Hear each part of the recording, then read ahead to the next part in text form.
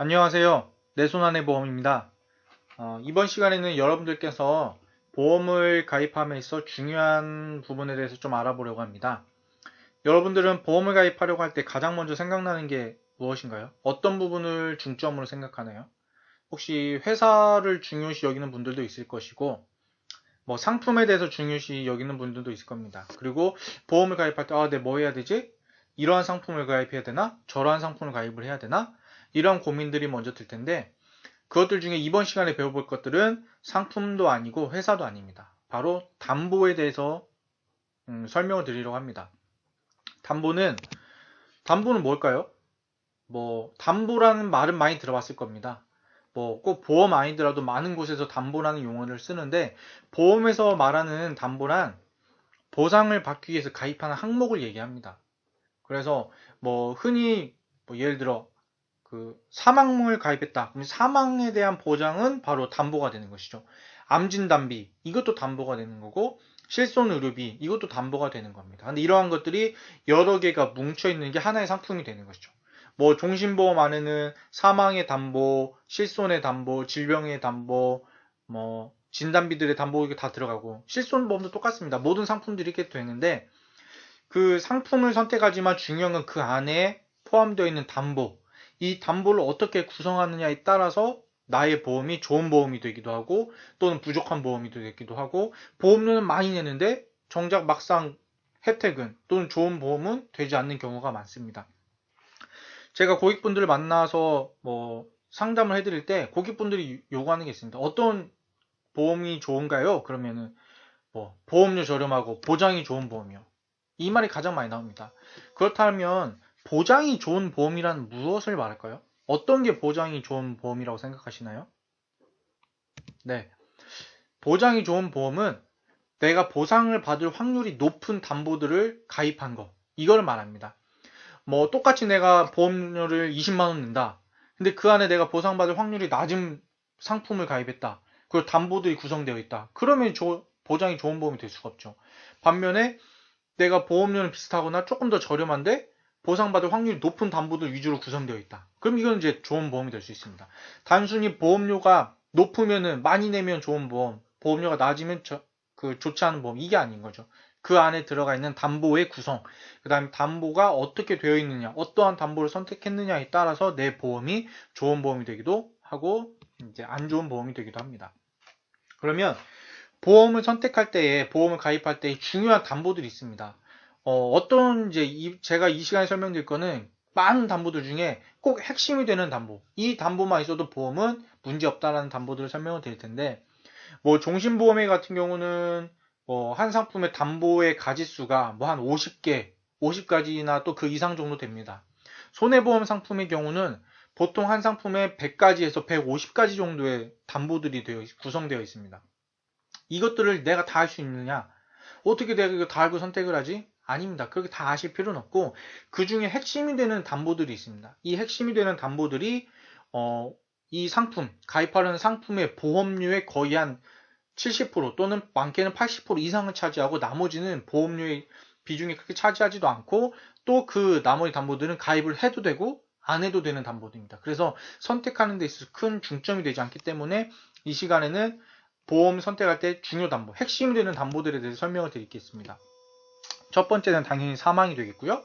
그 다음에는 보험의 필수인 실손의료비, 그리고 3대 진단비. 3대 진단비에는 암과 뇌혈관, 심장질환을 말하는데, 이 담보가 바로 보험의 핵심입니다. 이 담보들이 보험료의 거의 70%, 80%를 차지하는 거죠. 종신보험회 같은 경우는 이 사망 하나만, 이 사망에 대한 담보가 뭐 작게는 한 60에서 70, 많게는 80% 이상을 차지합니다. 나머지는 진단비나 실손의료비인데, 이것들은 이제 갱신형으로 구성하는 경우가 훨씬 많죠. 그렇다면 사망은 어떻게 가입을 해야 되나?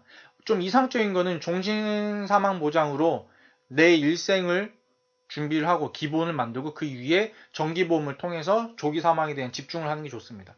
이게 하나의 기본인데, 이거는 내가 얼마를 원하고 어떤 보장 원하느냐에 따라서 방법도 달라지고 금액도 달라지게 됩니다. 그렇지만 이상적인 방법은 종신사망을 기본으로 깔고 그 위에 정기보험을 통해서 내가 필요한 시기, 조기 사망에 대해서 집중하는 것, 이렇게 생각하면 됩니다. 실손의료비는 단독 실손의료비만 가입할 수도 있고, 또한 통합보험 형태의 그 안에 추가해서 같이 가입을 할 수도 있습니다. 어떤 게 좋냐? 일단은 실손의료비는 생명보험보다는 손해보험 상품을 가입하기에 추천드립니다. 이유는 실손의료비 같은 경우는 그 생명보험은 통원에 있어서 이 부분은 실손의료비는 나중에 따로 한 번 더 집중해서 설명드리겠지만 보장 한도가 조금 차이는 있습니다. 그래서 손해보험이 차라리 가입하시는 게 낫고 단독으로 하셔도 되고 또는 내가 종합보험을 원한다 그럼 그 안에 같이 가입하셔도 됩니다. 3대 진단비는 당연히 손해보험 상품으로 가입을 해야 됩니다. 이유는 3대 진단비는 암과 뇌혈관 질환 진단비와 심장 질환 진단비를 말하는데 이 안에서 보장의 차이가 생명보험과 손해보험의 차이가 큽니다. 먼저 암 진단비를 알아보면 암 진단비 이상적인 가입 금액은 1억 이상입니다. 못해도 최소 5천은 있어야 됩니다. 그리고 진단비의 가입 목적을 생각해야 되는데 진단비를 내가 가입하는 목적은 생활자금입니다. 치료비나 이런 병원 비용은 실손의료비로 보완을 하는 거고 그 외에 내가 이러한 중증 질환으로 인해 발생하는 혹시 직업에 대한 부분 실직을 해야 된다거나 또는 그로 인해 발생하는 생활자금 여러 가지 것들을 준비하는 게 바로 진단비입니다. 그래서 최소 5천에서 1억 이상을 말합니다. 이상적인 건 내 연봉의 3배 정도인데 물론 보험료가 있습니다. 그래서 이 부분을 어떻게 구성하느냐에 따라서 보험료가 많아지기도 하고 적어지기도 하는데 기본은 비갱신에 또 갱신을 결합해서 하는 부분도 있고 여유가 된다면 비갱신으로만 하는 방법도 있고 여러 가지가 있지만 일단은 이상적인 금액은 5천에서 1억 최소 5천 그리고 1억 이상이면 가장 좋다라고 생각하는데 암진단비가 이제 선택 기준에 있어서 왜 생명과 손해의 차이가 있느냐 그 손해보험 안에서도 차이가 있습니다. 어떤 차이가 있냐면 암진단비 같은 경우는 요즘 세분화가 많이 되어 있습니다. 보시는 것처럼 일반암, 고해감, 유사암, 소해감 이런 식으로 분류가 되어 있는데 일반암은 말 그대로 유사암과 소해감을 제외한 모든 암을 말하고요. 고해감도 일반암에 포함이 됩니다. 그래서 내가 고해감에 걸리면 일반암과 고해감이 같이 지급이 되죠. 유사암은 많이 들어보셨을 기타 피부암, 또 갑상선이 여기에 포함되고요. 그 다음 경계성 중에 제자리암. 소해감은 전립선, 자궁, 유방, 방광, 대장, 점막내암을 말하는데 이게 분류가 되면 일반암은 내가 3천 가입했다. 그럼 유사암은 보통 일반암의 10%, 소해감도 일반암의 10%나 20% 이렇게 받을 수 있습니다. 그러면 내가 3천 가입하고 대장암에 걸렸다. 그러면 300만 원 또는 600만 원 이렇게 받게 되는 거죠. 이러한 차이가 있습니다. 그러면 어떤 게 좋냐? 일반암의 범위가 가장 넓으면 내가 보장받을 수 있는 금액이 더 많아지는 것이죠. 그러한 상품을 가입하는 게 좋고 그 다음에는 이러한 10%가 아니라 요즘은 손해보험 상품 중에 이런 게 있습니다. 일반암 3천 그리고 소해감 제외 2천 이렇게 가입하는 게 있습니다. 이렇게 되면 뭐냐? 그럼 내가 일반암 그러니까 대장암에 걸렸다. 소해감은 불린 대장암에 걸렸다 하면 3천을 받지만 일반암에 걸리면 5천을 받을 수 있고 이런 식으로 이해가 좀 되시나요? 이거는 제 그 블로그 쪽에 글에 보면 설명이 좀 되어 있는데 말 그대로 그냥 일반암 진단비 10% 이게 아니라 소해감에 2천만 원을 받을 수 있는 이런 담보 구성 이런 걸 가입하시면 조금 더 내게 이득이 된다고 보시면 되고 이 차이에서 생명보험은 지금 보신 것처럼 다 구분이 되어 있습니다. 대장암도 소해감 다 빠져 있고요. 그런데 손해보험 같은 경우는 아직 이 소해감이 없는 회사가 있습니다. 말 그대로 이 소해감 자체가 모두 일반암에 포함되어 있는 회사가 많고 소해감 걸렸을 때 2천만 원 밖에 일반암은 3천 이런 식으로 구분이 되어 있는 게 많습니다. 차라리 그래서 이러한 상품들을 가입을 해야 여러분들이 내가 보험을 가입하고 이득을 본다 또는 제대로 된 보장을 받을 수 있다 이런 의미입니다. 그래서 생명보험에 가입하면 안 된다고 말씀을 드리는 거고요.